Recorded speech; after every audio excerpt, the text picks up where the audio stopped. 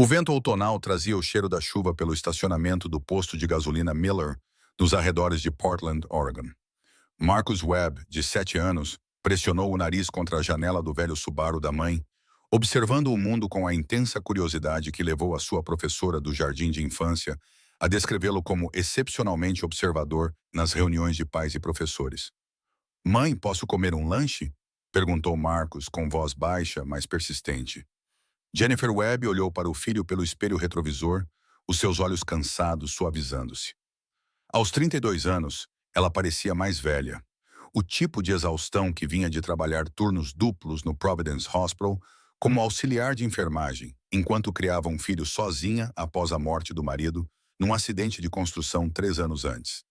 Precisamos de poupar dinheiro, querido, disse Jennifer gentilmente, embora as palavras tivessem um gosto de fracasso na sua boca. Temos bolachas em casa. Marcos acenou com a cabeça sem reclamar. Ele estava habituado a ouvir não quando se tratava de extras, habituado a usar sapatos até que lhe apertassem os dedos dos pés, habituado à tensão constante nos ombros da mãe, que nunca desaparecia completamente. Jennifer entrou no posto de gasolina com a luz de combustível acesa de forma acusadora. Ela tinha exatamente US$ 23 na conta corrente e outros US$ 40 na carteira, fundos que precisavam de durar até ao salário de sexta-feira. A carta do cobrador de contas médicas na sua bolsa parecia pesar 5 quilos. Enquanto Jennifer começava a abastecer, Marcos observou um grupo de motocicletas parar no outro lado do estacionamento. 5 motos, com o cromado brilhando mesmo sob o céu nublado. Os motociclistas usavam coletes de couro. Marcos tinha aprendido que eles eram chamados de Cuts. Os emblemas dos Hells Angels eram claramente visíveis. "Fica no carro", gritou Jennifer pela janela, percebendo o interesse do filho. Ela conhecia a reputação do clube. Todos em Portland conheciam. Mas Marcos não estava a olhar para os motociclistas. A sua atenção estava voltada para outra coisa. Um homem com um casaco com capuz escuro movia-se ao longo da fila de motocicletas estacionadas. O homem olhava em volta nervosamente, com movimentos rápidos e frenéticos. Marcos observou enquanto o homem se agachava ao lado da primeira moto, tirando algo do bolso. O menino franziu a testa. Algo parecia errado, muito errado. O homem moveu-se para a segunda moto, repetindo os mesmos movimentos. Agora Marcos podia ver uma ferramenta na mão dele, algo que refletia a luz. O homem estava a fazer algo debaixo das motos, perto das rodas. Marcos lembrou-se de uma conversa do mês anterior. O amigo da sua mãe, Dave, um mecânico, tinha visitado o apartamento deles. Dave falara sobre um cliente cujo tubo de travão fora cortado, como o carro se despistara e como o motorista quase morrera. Tubos de travão. O homem estava a cortar tubos de travão. O coração de Marcos batia forte. A mãe dele sempre dizia para falar quando visse algo errado. Mas estes eram os Hells Angels, homens assustadores com tatuagens e roupas de couro que as pessoas atravessavam a rua para evitar. O homem terminou a terceira moto e passou para a quarta. Marcos tomou uma decisão. Desaperou o cinto de segurança e abriu a porta do carro. Marcos. Jennifer virou a cabeça rapidamente. Eu disse para ficares no mas, o seu filho já estava a correr pelo estacionamento, com as suas pernas pequenas a bombear, indo direto para o grupo de motociclistas que tinham desmontado e estavam em círculo a rir de alguma coisa. Não liguem as motos. A voz de Marcos soou alta e urgente. Por favor, não liguem as motos. As risadas pararam. 5 pares de olhos se voltaram para o menino, correndo em direção a eles, com a jaqueta de segunda mão aberta e os cadarços desamarrados. Jennifer largou a bomba de gasolina, com o coração apertado. Ela começou a correr. Marcos, volte aqui. O motociclista mais próximo, um homem enorme com uma barba cinzenta trançada em 2 cordas grossas e braços cobertos de tinta desbotada, deu um passo em direção a Marcos. A sua expressão era severa, intimidante. Miúdo, o que é que tu és? A um homem mau. Marcos apontou freneticamente para a figura vestida com um capuz que tinha congelado com a agitação. Ele está a cortar algo nas vossas motos. Eu vi-o. Ele tinha uma ferramenta e ele estava debaixo delas. E a amiga da minha mãe disse que os cabos dos travões são cortados e as pessoas batem e morrem. As palavras saíram às pressas, o vocabulário de 7 anos lutando para articular a urgência que ele sentia. A expressão do motociclista barbudo mudou instantaneamente. Ele se virou, seguindo o dedo apontado de Marcos. O homem de capuz agora recuava, com o rosto pálido. Jake, Chase, verifiquem as motos, ordenou o homem barbudo.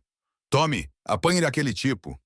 2 motociclistas correram em direção às motos, enquanto um terceiro, magro e rápido apesar da idade, correu atrás do homem de capuz. O suspeito nem tentou lutar. Ele apenas correu, desaparecendo na esquina do posto de gasolina em direção a um carro parado no estacionamento dos fundos. Jennifer alcançou Marcos e o agarrou, puxando-o contra as suas pernas. Sinto muito, eu disse para ele ficar no carro. Não sei o que, mãe. Ele estava a cortar as motos deles, disse Marcos, com a voz trêmula agora que a adrenalina estava a passar. Eu vi-o. O motociclista chamado Jake endireitou-se depois de examinar a primeira moto, o rosto marcado pelo tempo escurecido pela fúria. Tubos de travão, cortes limpos em 3 deles. Ele passou para a segunda moto. Esta também. Jesus Cristo. A voz do homem barbudo era baixa e perigosa. Ele olhou para Marcos e Jennifer, instintivamente puxou o filho para mais perto, mas a expressão do motociclista suavizou-se. Ele agachou-se, tornando-se menos imponente. Qual é o teu nome, filho? Marcos, sussurrou o menino. Marcos, eu sou Bear. Ele estendeu a mão enorme. Tu acabaste de salvar vidas hoje. Compreendes isso? Se tivéssemos ligado aquelas motos... Ele não terminou a frase, mas a imaginação de Jennifer preencheu as lacunas. Acidentes em alta velocidade, motos capotando, corpos deslizando pelo asfalto. Eu só ouvia fazer coisas ruins, disse Marcos baixinho. A minha mãe diz para contar a verdade sobre coisas ruins. Se acredita no poder da observação, em confiar nos seus instintos e na coragem necessária para falar, quando algo parece errado, então pare por um momento, curta, comente, partilhe e subscreva o Bike Diaries. Diga-nos nos comentários de onde está a assistir hoje, porque esta história irá lembrá-lo de que os heróis vêm em todos os tamanhos. E, né? Às vezes, as vozes mais pequenas transmitem as mensagens mais importantes. O rosto marcado do Bear abriu-se num sorriso genuíno. A sua mãe é uma mulher inteligente. Ele levantou-se, desviando a atenção para Jennifer. Senhora, sou o Bear, sargento de armas do capítulo de Portland. O seu filho acabou de impedir uma tragédia. Estamos em dívida com vocês os dois. Não nos devem nada, disse Jennifer, com a voz trêmula. Qualquer pessoa teria feito o mesmo. Não. Outro motociclista aproximou-se, mais novo que Bear, talvez com cerca de 30 anos, com olhos inteligentes e uma cicatriz no queixo. A maioria das pessoas teria desviado o olhar. Não queria se envolver. O seu filho falou. Isso não é pouca coisa. Sou Cole, vice-presidente. O motociclista que perseguiu o suspeito voltou, ofegante. Tem a matrícula dele? Honda Civic prateado, matrícula do Oregon, TRJ 847. Ele fugiu, mas consegui ver bem o rosto dele. Bear pegou no telemóvel, já a marcar o número. Jennifer ficou paralisada. Marcos pressionou-se contra ela, observando esses homens transformarem-se de motociclistas relaxados em algo mais duro, mais focado. Um carro da polícia de Portland chegou em 10 minutos. O policial que saiu era de meia-idade, com olhos cansados. Bear, disse o policial com um aceno de cabeça. Recebemos uma chamada sobre vandalismo. Tentativa de homicídio. Policial Davidson. Bear corrigiu. Alguém cortou os cabos de freio de 4 das nossas motos. Este jovem testemunhou. Ele apontou para Marcos. Davidson tomou o depoimento de Marcos, sua voz ganhando confiança à medida que ele descrevia os movimentos do homem, a ferramenta em sua mão, como ele havia trabalhado em várias motos. Devemos ir, disse Jennifer rapidamente, após dar seu próprio depoimento.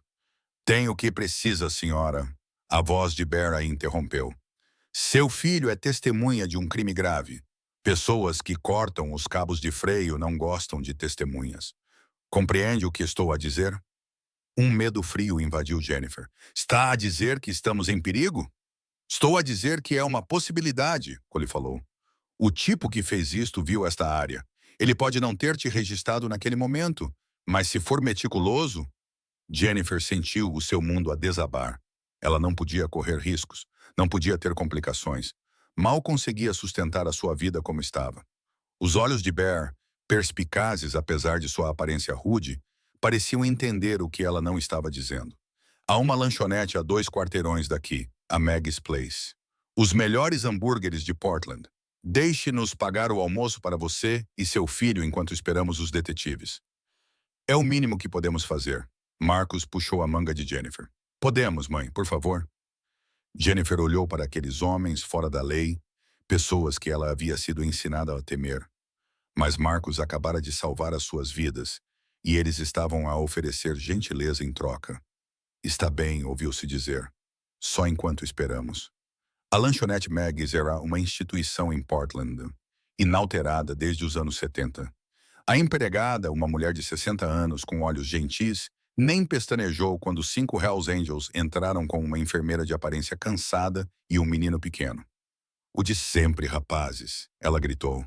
E o que a senhora e o seu filho quiserem? Bear respondeu. Por nossa conta. Jennifer pediu os itens mais baratos. Queijo grelhado para Marcos, sopa para ela. A empregada de mesa, cuja etiqueta de identificação dizia Maggie, lançou um olhar cúmplice a Jennifer. 2 hambúrgueres, batatas fritas e batidos para ambos. Maggie anunciou. Um rapaz em crescimento precisa de comer, e você parece que não come bem há um mês. Jennifer quis protestar, mas a verdade era que ela tinha estado a saltar refeições para garantir que Marcos tivesse o suficiente. Enquanto esperavam pela comida, Cole sentou-se em frente a Jennifer e Marcos. Preciso de lhe perguntar uma coisa direta. Há alguma razão para alguém querer magoar você ou Marcos? O meu marido morreu há 3 anos, disse Jennifer baixinho. Acidente de construção. Não há ninguém. Não somos ninguém. Você testemunhou um crime grave, disse Cole gentilmente. Isso faz de si alguém, o tipo que cortou as nossas linhas. Se ele descobrir que houve uma testemunha, você pode tornar-se um alvo. Jennifer sentiu um frio no estômago. O que devo fazer? Trabalho no Providence Hospital. Não posso simplesmente desaparecer. O Marcus tem escola. Cole e Bear trocaram olhares. Bear inclinou-se para a frente. O clube tem recursos, casas seguras, pessoas que podem vigiar. Até descobrirmos quem está por trás disso, podemos garantir a sua proteção. Não posso aceitar isso. A voz de Jennifer falhou. Mal consigo pagar o nosso apartamento. Estou 3 meses atrasada nas contas médicas da morte do meu marido. Não posso aceitar caridade. Não é caridade, interrompeu Bear com firmeza. Você salvou as nossas vidas. No nosso mundo, isso cria uma dívida, uma grande dívida. Nós cuidamos dos nossos. E neste momento, você é uma de nós. Jennifer queria discutir, mas a exaustão tomou conta dela. Ela estava tão cansada de lutar sozinha. Só por alguns dias, sussurrou ela, até saberem que é seguro. Cole deslizou um cartão de visita pela mesa. O meu número. Ligue a qualquer hora se algo parecer errado. O abrigo ficava no nordeste de Portland. Um pequeno bangalô de 2 quartos com um quintal cercado. Por dentro, era mobiliado de forma simples, mas confortável. O clube é o dono, explicou Bear. É usado para membros que precisam de um lugar para se esconder. É seu enquanto precisar. Marcos explorou com entusiasmo, descobrindo o quintal com sua grama alta e um balanço enferrujado. Podemos ficar aqui para sempre? Perguntou ele a Jennifer. Apenas por um tempo, querido, ela respondeu, embora parte dela quisesse dizer sim. Naquela noite, um motociclista chamado Dutch ficou com o primeiro turno de vigia. Jennifer deitou-se na cama desconhecida. Marcos adormecido ao seu lado, tentando processar a reviravolta surreal que sua vida havia tomado. O seu telemóvel vibrou. Número desconhecido. Sabemos quem você é. O sangue de Jennifer gelou. Com as mãos trêmulas, ela capturou a tela da mensagem e enviou para Cole. A resposta dele foi imediata. Não te mexas, tranca a porta do quarto. Estou a caminho. Em poucos minutos, ela ouviu várias motos a chegar. Uma batida suave na porta do quarto. Jennifer, é o Cole. Ela destrancou a porta. Cole entrou, com uma expressão sombria. Estamos a vasculhar a área. Alguém tentou se aproximar da casa. Um dos nossos rapazes interceptou-o. Provavelmente um jovem contratado para vigilância. Nós o convencemos a revelar quem o enviou. Quem? Jennifer sussurrou. Tyler Vance, executor da gangue Westside, clube rival. Acontece que o cara que cortou as nossas linhas era um deles tentando iniciar uma guerra. Eles sabem que havia uma testemunha. Eles querem eliminar esse problema. Jennifer sentiu o seu mundo desmoronar.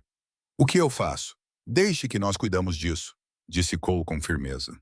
Mas precisamos tornar isso público, torná-la visível agora mesmo. Tu és um segredo. Segredos são fáceis de desaparecer. Testemunhas públicas são mais difíceis de atingir. A entrevista com o Katyu News de Portland aconteceu 2 dias depois. Jennifer sentou-se com Marcus diante da repórter Rachel King e contou a história deles. Tu estás com medo? Perguntou Rachel. Jennifer olhou para Marcus, depois diretamente para a câmara. Estou apavorada, mas ensinei meu filho a falar quando vê algo errado. Não posso ensinar-lhe isso e depois esconder-me quando é a minha vez de ser corajosa. O segmento foi ao ar naquela noite. O telefone dela tocou imediatamente. Grande erro tornar isso público. Vais te arrepender.